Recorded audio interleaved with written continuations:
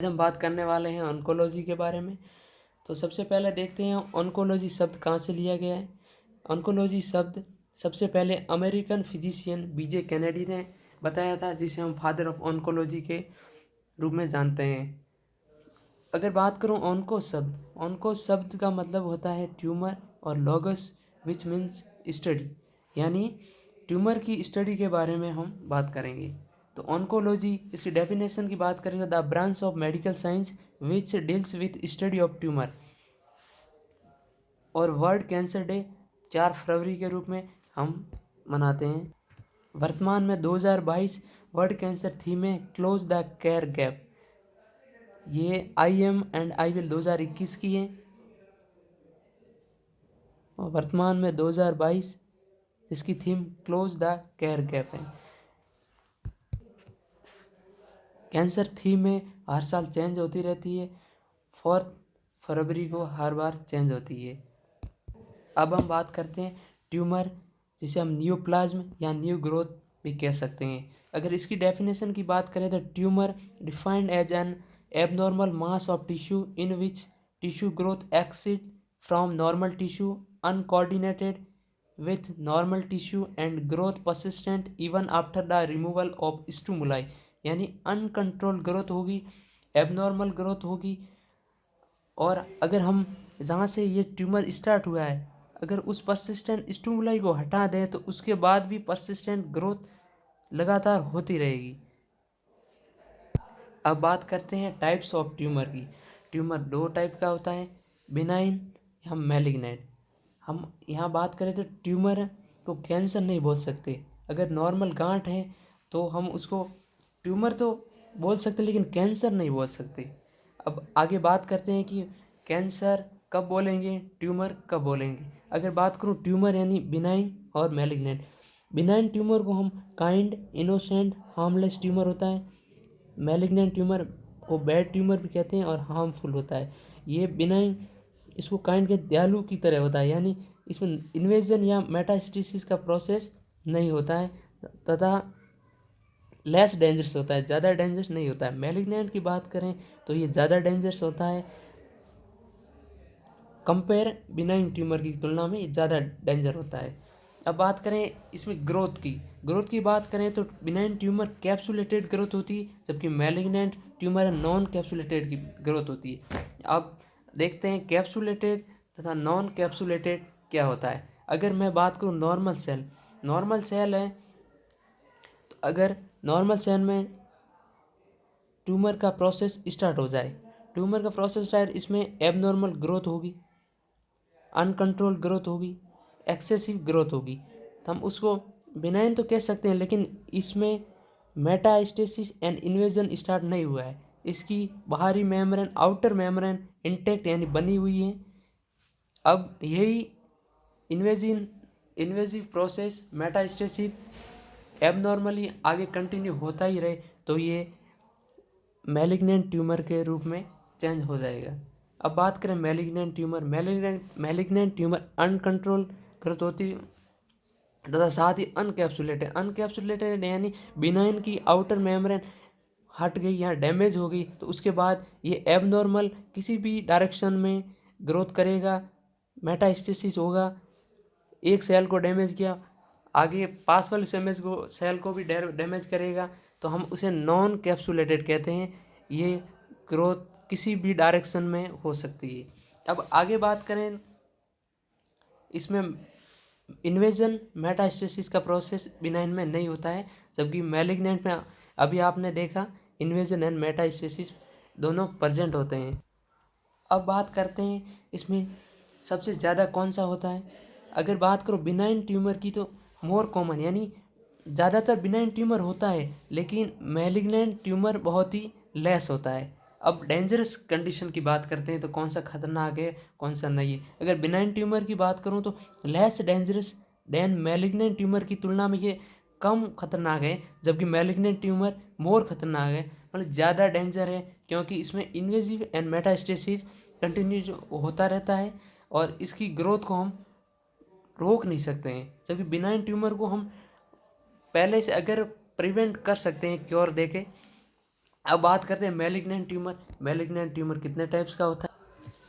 Malignant tumour पढ़ने से पहले हम ये जान लेते हैं कि कब हम कैंसर बोलेंगे, कब हम ट्यूमर बोलेंगे। अगर बात करूं कि नॉर्मल नॉर्मल अगर हमारे कहीं शरीर में एबनॉर्मल ग्रोथ हो रही है, लेकिन अगर वो ग्रोथ एक जगह से दूसरी जगह पर नहीं फैल रही है, तो हम उसको कैंसर नहीं कह सकते, ट्यूमर कह सकते हैं। लेकिन अगर कैंसर की बात करेंगे तो एक जगह से दूसरी जगह मेटास्टेसिस होगा, इन्वेजिव प्रोसेस होगा, तो हम उसे कैंसर बोलेंगे। अब बात करते हैं मैलिग्नेंट ट्यूमर, जिसे हम कैंसर भी कहते हैं। अगर हमें कहीं पूछा जाए कि कैंसर किसे बोलते हैं या कितने टाइप का होता है, तो अगर कैंसर मैलिग्नेंट ट्यूमर को कहते हैं। और कैंसर दो टाइप का होता है, यानी मैलिग्नेंट ट्यूमर, कार्सिनोमा, सार्कोमा। अगर हमें कोई पहले कैंसर कितने टाइप का आप बोल दो, बिनाइन या मैलिग्नेंट, तो ये गलत होगा। ये ट्यूमर हैं, लेकिन कैंसर, कार्सिनोमा और सार्कोनोमा दो टाइप का यही होता है। तो सबसे पहले हम बात करेंगे कार्सिनोमा के बारे में। कार्सिनोमा और सार्कोमा।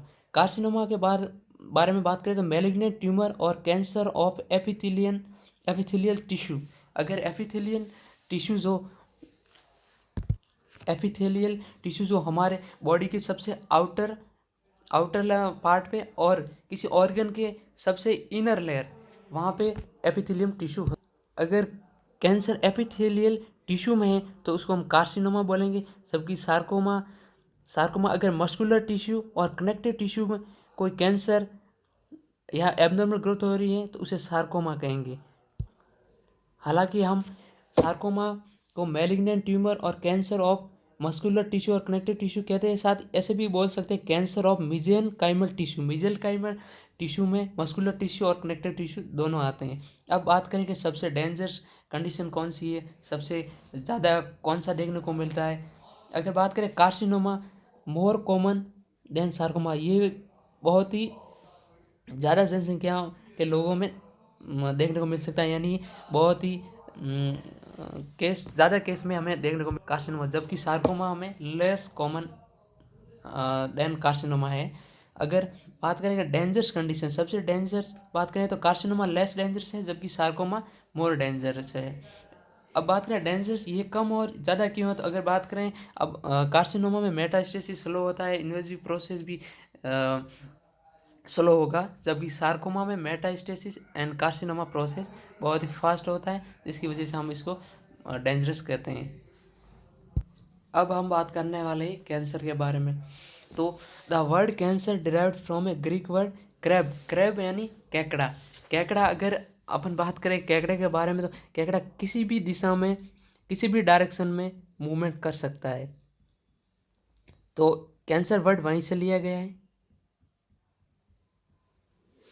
साथ ही because as a crab moves fast in all directions, similarly the disease cancer spread in all direction। किसी भी डायरेक्शन में कैंसर का मेटास्टेसिस हो सकता है।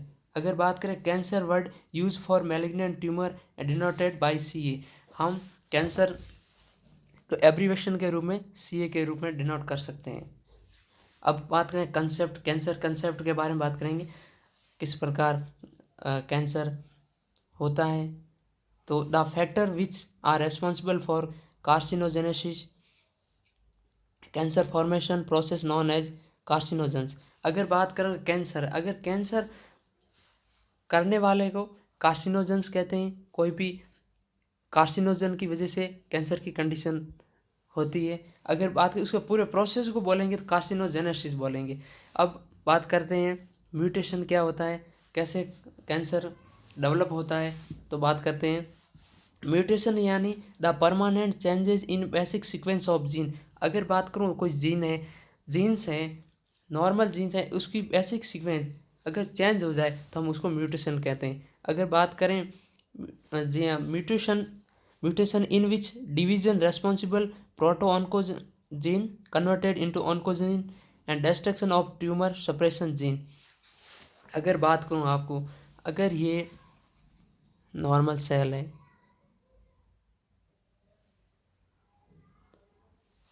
अगर ये नॉर्मल सेल है, अगर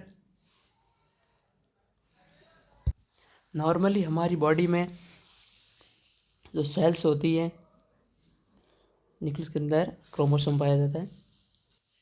अगर मैं बात करूं प्रोटो ऑन्कोजीन, हमारी बॉडी में दो जीन्स होती है, एक प्रोटो ऑन्कोजीन, दूसरी ट्यूमर सप्रेशन जीन।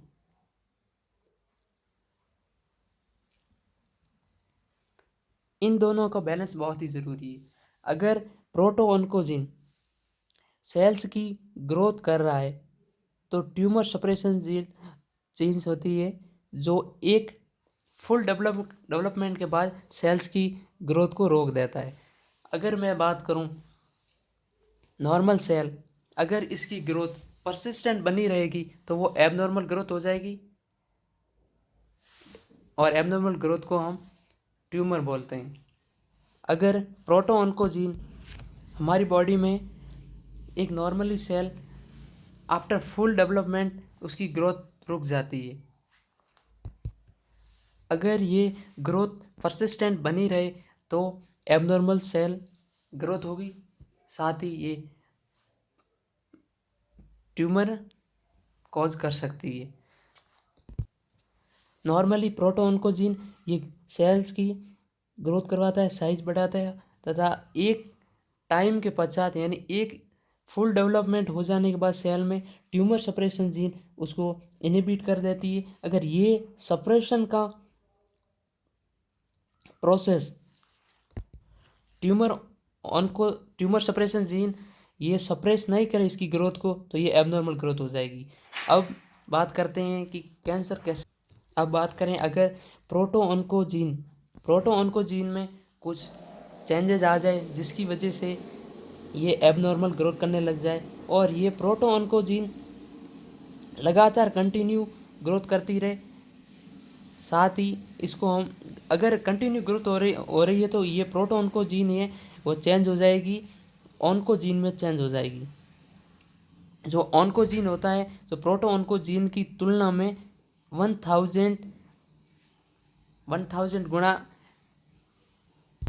बहुत ही खतरनाक होता है। अगर ये ग्रोथ 1% ग्रोथ कर रही है तो देख सकते हैं आप इसका 1000 गुना ग्रोथ करेगी ये ऑन्कोजीन। हम इसके बारे में बात करते हैं। अगर ऑन्कोजीन ज़्यादा ग्रोथ कर रही है, सेल्स की ग्रोथ को ज़्यादा सेल्स की साइज में ग्रोथ करवा रही है, और ट्यूमर सप्रेशन जीन है अगर इसमें अगर कोई प्रॉब्लम की वजह से ट्यूमर सप्रेशन जीन काम नहीं कर रही है तो इसकी परसिस्टेंट ग्रोथ बनी रहेगी, जिससे ट्यूमर सप्रेशन जीन तो काम करेगी नहीं, जिससे सेल्स की एबनॉर्मल साइज बढ़ती जाएगी और एबनॉर्मल ग्रोथ हो जाएगी। इसके बाद बात करते हैं मोनोक्लोनिटी। मोनोक्लोनिटी मतलब एक सेल से लगातार एक ही सेल से अगर क्लोन बनते जाएंगे जिससे एबनॉर्मल सेल ग्रोथ होगी तथा कैंसर की कैंसर का प्रोसेस वो स्टार्ट हो जाएगा। बाकी हम कल बात करते हैं।